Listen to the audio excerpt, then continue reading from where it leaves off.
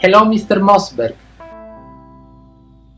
Hello. Nelle sue famose conferenze annuali, All Things D ha avuto il privilegio di ospitare i top leader della tecnologia, quali Tim Cook, Bill Gates, Steve Jobs e tanti altri. Ricorda qualche episodio divertente? Well, I guess the funniest one I remember was, in 2007 we had Steve Jobs and Bill Gates together on our stage. It was the first time they had done that in a conference, and we were talking about their relationship with each other, and we asked each of them what does the public not know about their relationship. What's the secret thing about the relationship between them? And Steve said, well, we managed to keep our marriage secret for 10 years. So I thought that was his funniest line, yeah. Tornando a parlare di tecnologia, Apple, con il suo primo iPhone nel 2007, ha introdotto novità che hanno superato le più rosee aspettative. Secondo lei, nel mondo degli smartphone di fascia alta, vi è ancora spazio per reale innovazione o questa va ricercata in altre categorie di prodotto, quali il rumoreggiato iWatch o una TV targata Apple? Well, Domenico, I think the answer is both. I don't agree with people who say there's no more room to innovate in smartphones. There's a lot of things you can do. I'll give you a couple of examples. One is authentication. That is, how does the phone know it's you and you don't have to type in passwords and all that sort of thing. There's a lot of work going on there. It might be that the phone recognizes your fingerprint. It might be that the phone has some other way of recognizing you and immediately entering the phone without having to remember to type in a passcode, and yet you have security. Apple is working on that, so are other companies. That's just one example. There are others. I think voice command and voice asking a question with your voice is something Apple has started to do with Siri. Google has something similar there they have in their phones. These are just getting started. They're not perfect yet. There's a lot of things they can't do, but there's a lot of work going on to make it possible for you to talk to your phone rather than typing in text or commands. And this is especially important if you're driving. So I think that those are just two examples of a lot of things you can do with the smartphone. Now, it's also true that Apple is the kind of company that has made its reputation on, really it's the main company that has made its reputation on all new products, game-changing new categories. So the iPad, for instance, people thought, well, why do we need this? We'll never use it. And yet they've sold 160 million of them since 2010. So Apple is a company, it's a little bit like a movie studio. It needs to come up with big new hits every few years. And so things like wearable computing, the rumored iWatch, things like reinventing television, which we know they're working on, these things are also very important to Apple. Quindi Apple anche nel futuro resterà icona dell'innovazione? Well, I don't know. I can't predict. I just know there's room for exciting new features in iPhone and in other phones, and I know Apple is working on it, and we'll see what they come up with. They could fail, they could succeed in changing things again, but it's not just iPhone. They have to keep working on exciting new things for iPad and Mac, and then they have to introduce products in entirely new categories, like I said, like television or wearable computing, like the iWatch. So they people expect different things from different companies, and what they expect from Apple is game-changing features or entirely new game-changing products, and that's a big challenge, that's a big burden, and they have to keep doing that. Prima ha parlato del sensore di impronte digitali. Secondo lei il prossimo iPhone 5S disporrà di tale sensore per l'autenticazione? Well, fingerprint is a kind of authentication, and I can't tell you for sure if they'll have it. I know I've read the rumors. I know a few things about what's coming, but I don't know for sure whether it'll be in the next iPhone. I don't know. E la dettatura offline senza connessione a internet potrebbe fare la sua comparsa sul prossimo iPhone? Yeah, that would be a good thing. Google actually already has dictation without necessarily being on the network, at least in a limited way, and I think that would be a good step, but I don't know if Apple is going to be able to do that or if they plan to do that. Tra gli ultimi rumors sul prossimo iPhone è che già quello su un presunto colore dorato. Le piacerebbe un iPhone dorato? Oh, yeah, this is another rumor. Different colors are fine. They're a very nice thing. I don't think that's a big technology innovation, but I'm sure they could do it, and maybe they will. Apple ha bisogno di creare un iPhone low cost. I think that's an important business move for them. I think that the cost of smartphones is going to be coming down. Apple always makes premium products. It's never probably going to be the cheapest phone or the cheapest tablet or the cheapest computer. But, if you look at the iPod, they made 5 or so different models of it at all different price ranges. Right now, they really only make one new iPhone, which is a premium price, and they sell the older ones, as you know, for less money. But I think from a business point of view, it would be a good thing if they had a less expensive model of the iPhone, particularly for emerging markets and also for people with less money in the developed world also. But again, I think that is a business decision, that's not a technology breakthrough.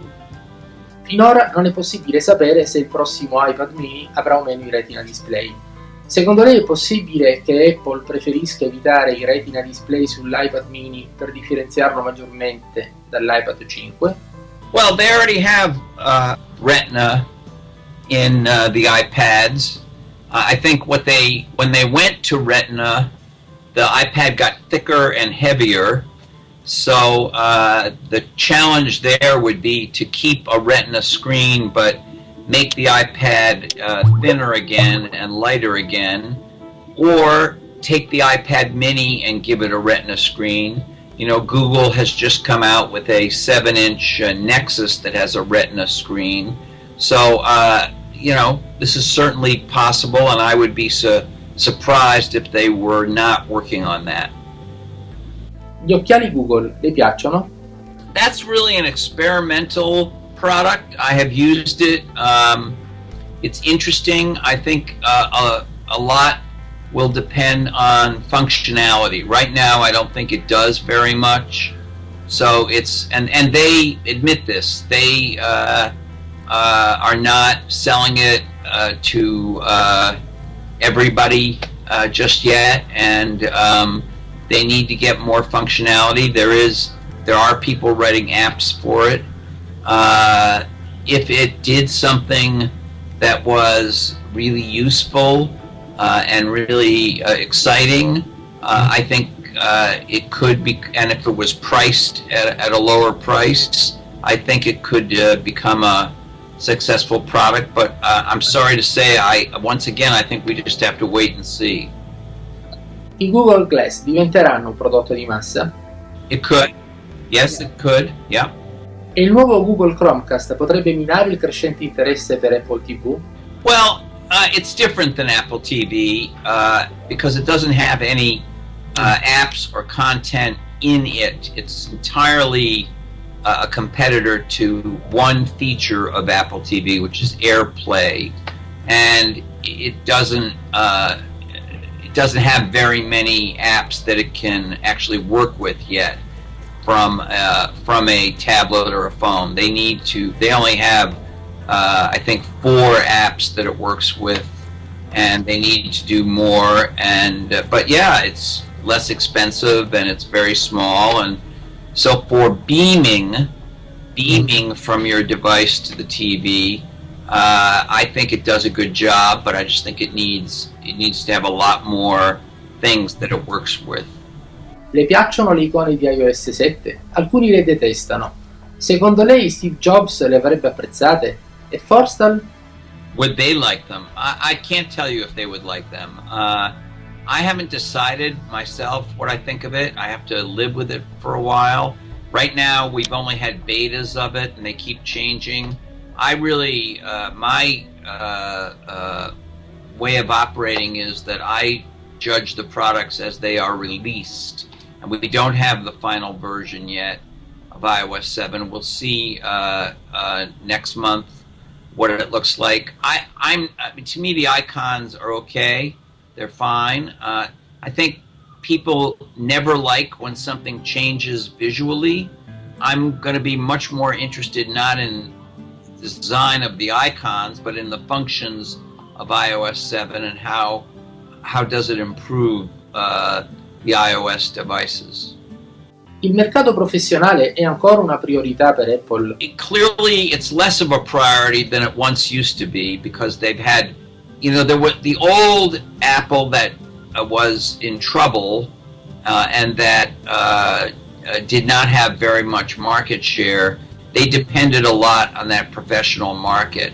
I think now they have a much broader base of customers, and personally, I write really for average consumers. I really don't cover the professional products very much, but I understand that the professionals are unhappy with certain things Apple is doing or not doing.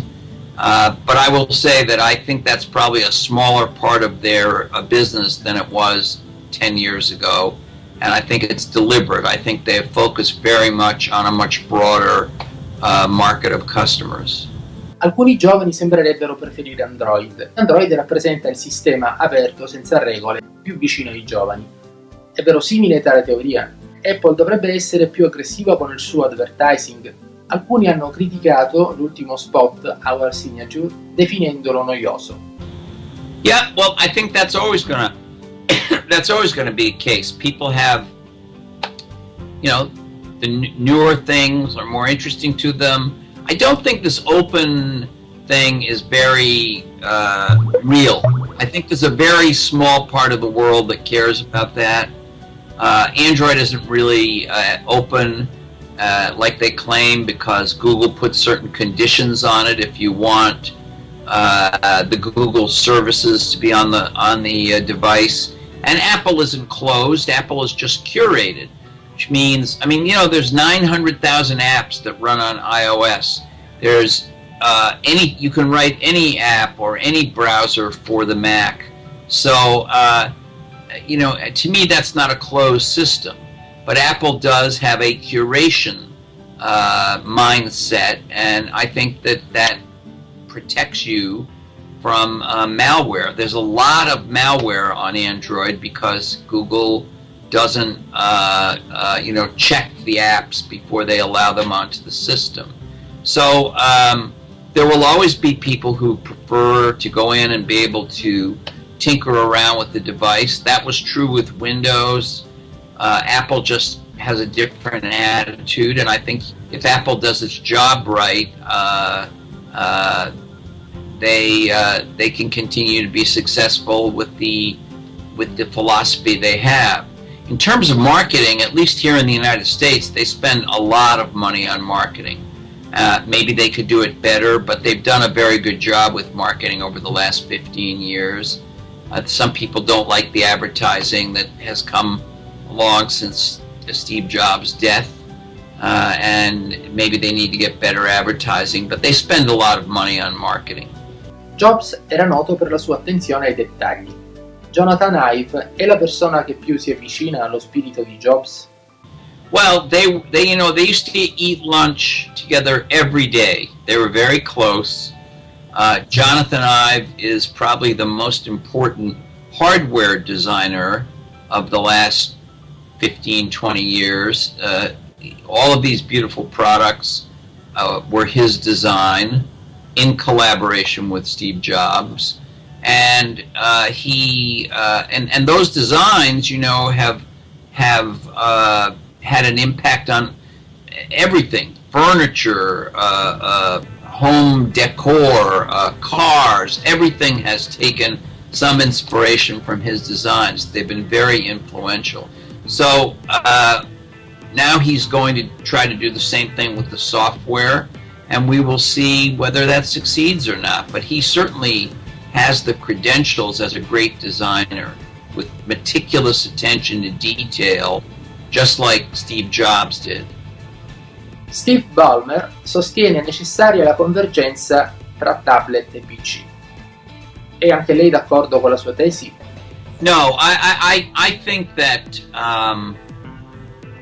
so far at least, the effort to say everything can have a tablet interface with a touch screen at the same time it's a regular Windows PC, I don't think that has succeeded so far.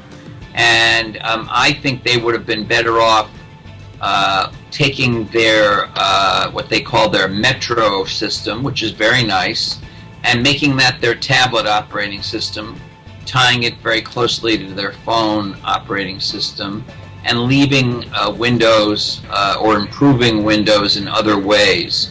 So I'm not a fan of that idea. I think a tablet and a phone deserve a different user interface than a regular PC does. Alcuni accostano Apple a un partito politico. È possibile classificare un'azienda tecnologica con un colore politico? I think this is ridiculous. It's ridiculous in the United States. There are Republicans, like Rush Limbaugh loves Apple products, but as a company, remember Al Gore, who's a leading Democrat, is on their board. Steve Jobs was a liberal. Apple has been publicly in favor of gay marriage and things like that. So I don't think there's a political coloration of Google or Apple or Microsoft or any of these companies. Tim Cook è il leader giusto per Apple? Avrebbe dei suggerimenti per Mr. Cook? Well, Tim Cook also worked very closely with Steve Jobs. He was in all of their executive meetings where all the big decisions were made. Steve Jobs chose Tim Cook to run Apple, and Tim Cook is a smart man with a lot of experience in this.